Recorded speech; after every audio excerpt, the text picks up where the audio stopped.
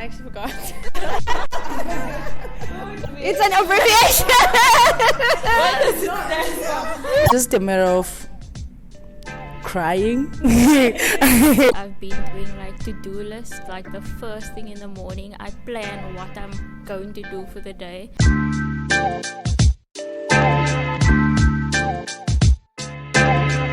Hello everyone, once again welcome to my channel. In today's episode we have Chelsea, Pumeza, Lakeisha and Swelihle. So today's game, we're gonna have some icebreaking questions. So what you're gonna do, you're gonna pick a card, you're gonna read it, and then you're gonna try to answer. Right, and also I want us to like engage more in the long questions. So if maybe you choose a long question and then it's about you and your journey, and someone else can like also share their part of their journey. That was just an example, okay, right? So which corner are we starting at? Chelsea. Chelsea, pick one. They're very sticky. Yeah.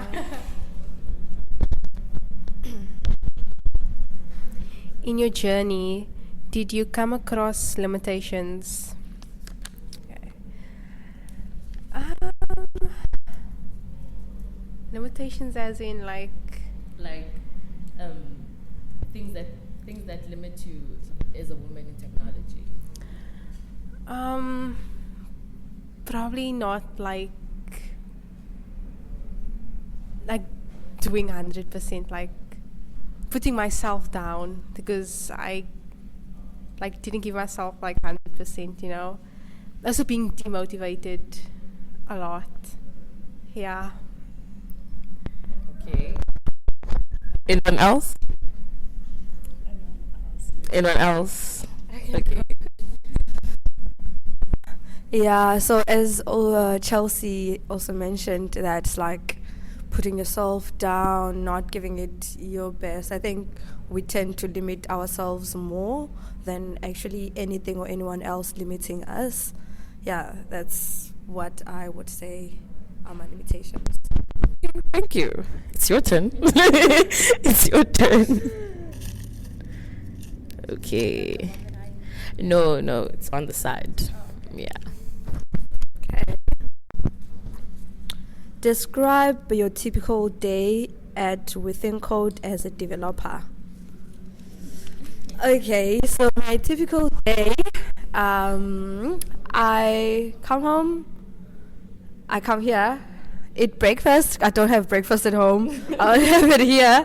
And then after having breakfast, maybe coffee sometimes, and then go through the curriculum or go through my planning to what I should be doing, and meet up with my team for a stand-up.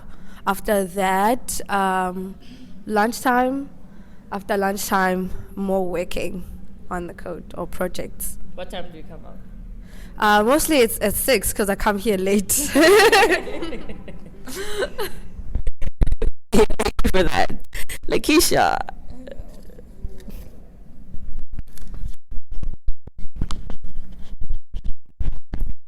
Okay. So my question is, if you had a chance to go back, what would you have done better? Okay. I have an answer for that. I'm thinking. Okay, I would have definitely focused more. Definitely focused. Like sometimes I tell myself if when I'm at campus, and then I'd be like, oh, I'm gonna do some work at home, and when I get home I just I just sleep. So I would have definitely been I wouldn't say dedicated, because I feel like I am dedicated, but I would have worked more, and yeah, just focused and worked more. Okay. Yeah, I would add on focusing more, because I find myself procrastinating a lot lately. Yeah. On my side, I'd say I would now on my second year, I do a lot of project summaries. I feel like if I started that strategy from the get-go, life would have been better. And also doing the hacker ranks, because of you might ask for help, and then someone helps you with your code, but only to realize when you do an assessment or when you try to attempt a hacker rank, you don't know anything. You're just not technically that good. But recently I've been practicing on hacker rank, and I've realized, no man, all I needed was practice. All I needed was practice. So I can imagine if I practiced Python, maybe e.g. because we started with Python, right? Can imagine if I started like Python from day one, like hacker rank Python from day one, I think life would have been better now. Yeah. Does anyone else want to add on that? Another thing that I wish like I done earlier, like for the past couple of months, I've been doing like to-do lists. Like the first thing in the morning, I plan what I'm going to do for the day, and then I actually get it done, because it's like better to actually see yourself moving forward. So that's what I would have done. I wish I did it earlier, and it's working for me now. Yeah, sure. Okay then. Lishe.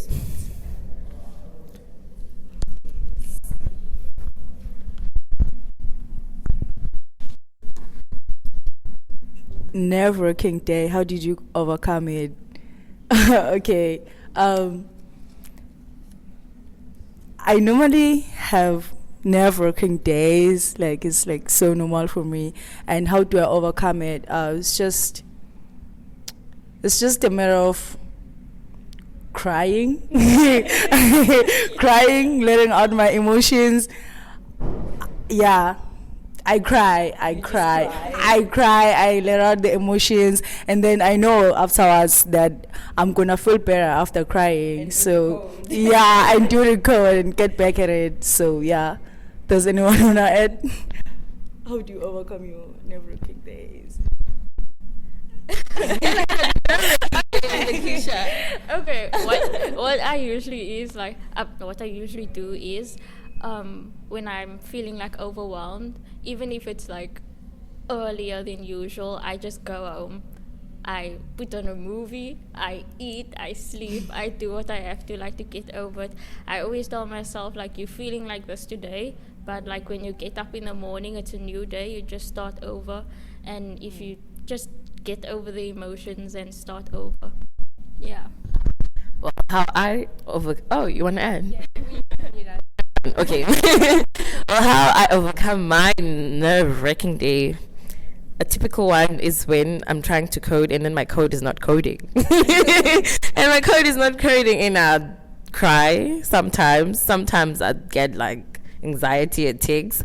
But I'll say talking about it helps. I guess talking about it helps. And also if I see that it's too much for me, I just knock off campus. Even if I didn't finish my 8 hours, I just go home. Just go home, and I tell myself I'll try again tomorrow, because I'm already down. Like there's nothing I can do. And then tomorrow I'm gonna gather my strength, come back on campus, and try to attempt the code again. And it becomes actually better the following day. We'll be like, oh, this error, it was only a comma. A comma. Yeah, a comma made me cry. So yeah, that's how I overcome my day.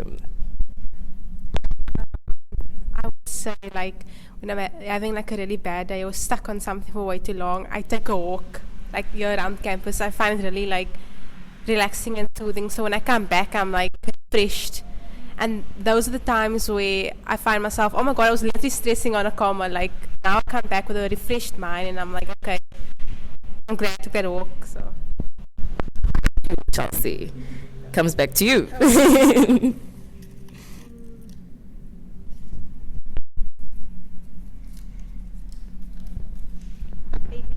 what does it stand for? Abbreviation.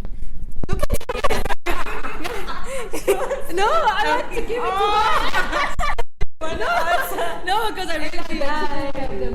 Like, you must do it. Damn, guys, I actually forgot. knows what the API stands for? The one who gets the abbreviations right, they're gonna get a switch. Guys, What does API stand for, guys? Yo, Jesus, I want to switch. What does API stand for? I forgot. Okay, I'm gonna put it on the screen, guys. I'm not gonna tell them.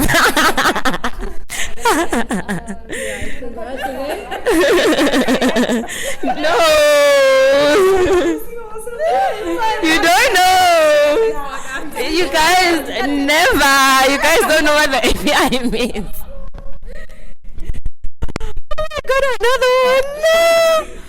No. What does JSON stand for? What does JSON stand for? Come on, guys. The JSON file, JSON. I even know it's a It is an abbreviation. It's an abbreviation. What does it stand for? I think Nobody it's wants Java this screen. energy drink. Yo, guys, but I know that the J is for Java, no? I think the J is for Java. This is what I also know. Guys, we know nothing there. guys, What do we know? These are future developers, guys. This is your future. They don't know what JSON stands for. Okay, nah. You are the one who wrote these questions, right? So you might as well just. I'm gonna pop them on the screen. Let me tell them. Lakeisha. You know what? You can. Lakeisha. Oh no. Oh my god. Can you see? Why thick? Oh, why thick? Okay, let me think a little.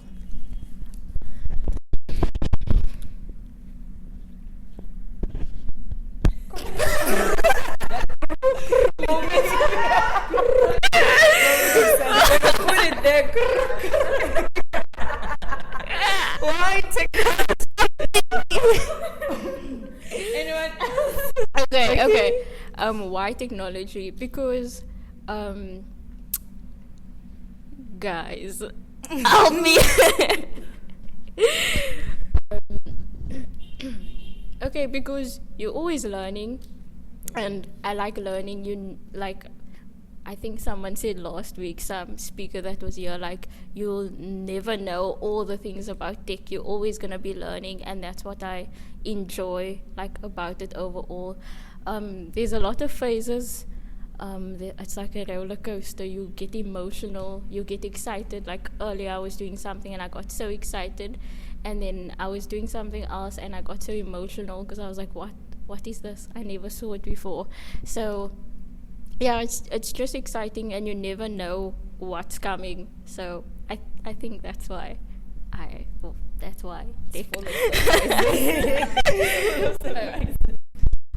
So why tech, as in why did I choose technology? Okay, I choose technology because technology is the future, and I am the future. Yeah. Okay, so as we are all aware that the world is changing, the technology is developing over and over. So for me, getting in tech was a matter of being exposed. I don't know what I'm saying. Cut that. Keep on going. No, cut that. I was waiting for.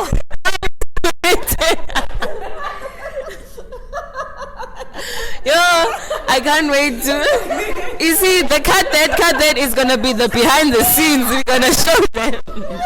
Okay, cut that. Pick one. It was it's your turn. Doesn't anyone want to answer? Oh, you want to answer? I feel like the reason why I chose tech is because I've always been fascinated with working with computers, and especially game development. It's actually the main reason why I went into tech, because of game development, and just like you will always be learning, and technology is growing by the day.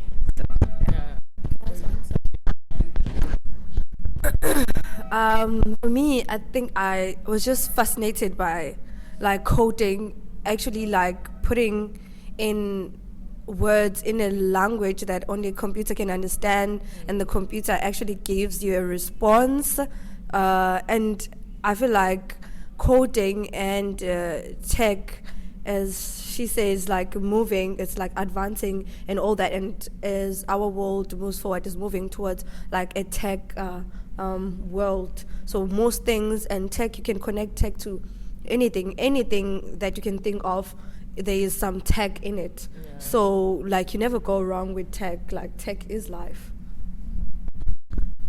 I'm going with the money. Nobody has mentioned the money. The money. I want the money. We can be mentioning the money. What if our future recruiters or employers? So what's gonna happen if we just coming to money? I mean, we want the money, of course. We don't say we want the money. We choose. Okay, let us see. Python or Java? Why? Okay. Okay. Python or Java? I think Java. Why? Can I speak? Can I speak after you? Okay. Nah, I'm lying. Python. Python. Okay, why? Because as much as Java is advanced and like it is so powerful and so limitless, but Python is more easier and it's just so Like simple English. yeah. It is just like a simple English. You can literally read Python in English.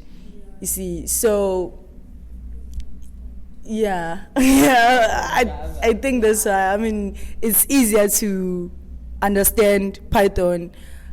I think that like each and everyone, when they start like coding, I think that they should start with Python. They can have more advantage to any programming language if they started with Python, right? Yeah.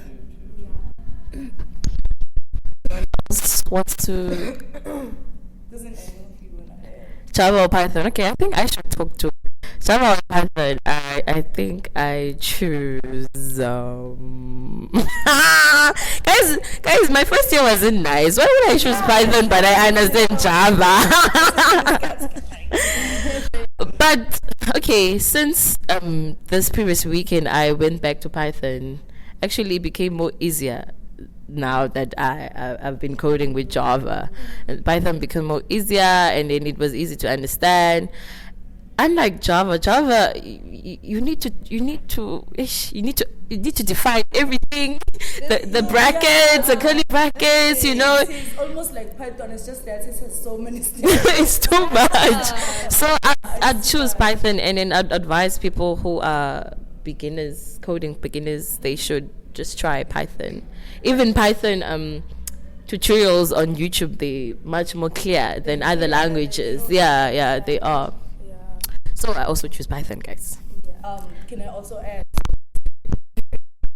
Yeah, I wanted to add that like it's literally took me 6 months to understand Python and how it works. But when I got a chance to reflect back and like go through my projects that I did in Python, I actually realized that Python is like the easiest language, you know. So yeah, just wanted to say that. Now, What's her? I think it's Chelsea. did Chelsea, it's you.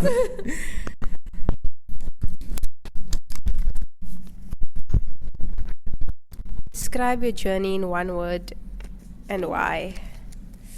I think everyone should say.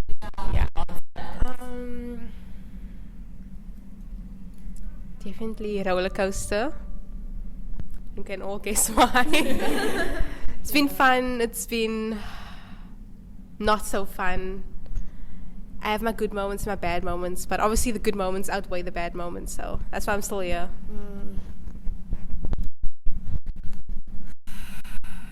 I would say challenging.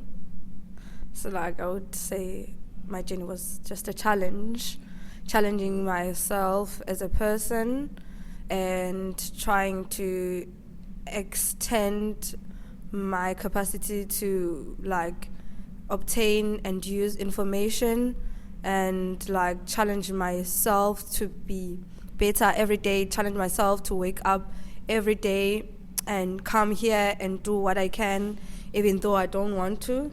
So it's about challenging myself.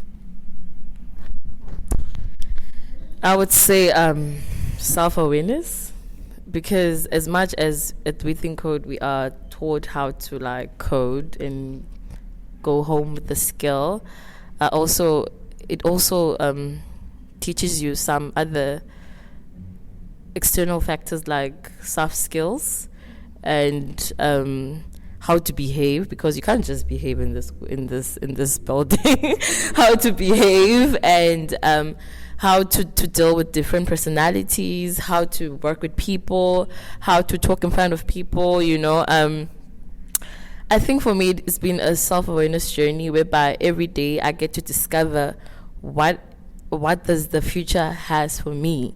Do you get me? Every day I get to discover what are my weaknesses, what are my strengths. Like each and every day when I wake up, I come to school, I get to be challenged, and then I go back and then I decide, okay, when I reflect, and then I'd pick up, okay, actually I never knew that I'm capable of this and this and this and that. Do you get me? So it's like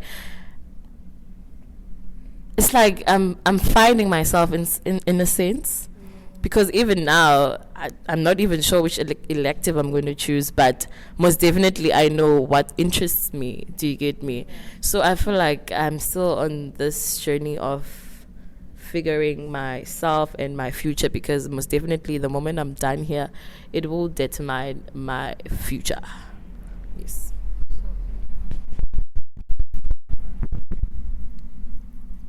One word. Okay, I'm going to choose to be optimistic, and I'm going to say exciting, because even though there's like so much ups and downs, it's still exciting to come back knowing that you're going to learn something new. Like even if it's not told, like you have to learn this is what you have to do. Even if you just search something and it pops up, you can start learning about it. So it's definitely exciting, but also like Pumeza said, like sometimes you don't feel like getting up. Sometimes you lay in bed at night and you're like, geez, I have to go back. Yeah. And it's overwhelming. Like it's so overwhelming. And I think it's more like a mental thing. And I think that we all are awesome for actually still being here, because I think we all like had a phase like, I'm not going back, I don't want to do this anymore. So even though we have all those emotions, it's definitely still exciting. Okay, for me, I guess it has all been about being self-disciplined. You know, like there are no lecturers here. There's no one who's gonna be running after you, telling you to do your work. You know, like it's like you are responsible for your own future. You see, and like sometimes there are those days where you don't feel like waking up, but then you just wake up and just like show up because it's something that you have to do. It's something that you're responsible for. And also like with work, you know, just knowing that if you are not doing your work, no one is going to do it for you. So yeah, it's being like self-disciplined, being mindful of how you interact with people around you and how you talk to yourself. Yeah, this is what I will say. Great. We are saving the best, trying the last for the best, whatever. Okay. But boom, boom, what you got there? Ooh, okay. Front end or back end, and why? Okay, for me, mostly since like we've started here, we've been just back end and all that. I feel like I would say back end, like by default, I would say back end because what I know is what I've been. But like I'm open to front end as well. Also like finding out how it treats me and how I find it. So I'm open to both. Front end and back end. I can be a full stack, but since I haven't done a lot of front end, it would be unfair for me to say back end. So yeah. You, Chelsea?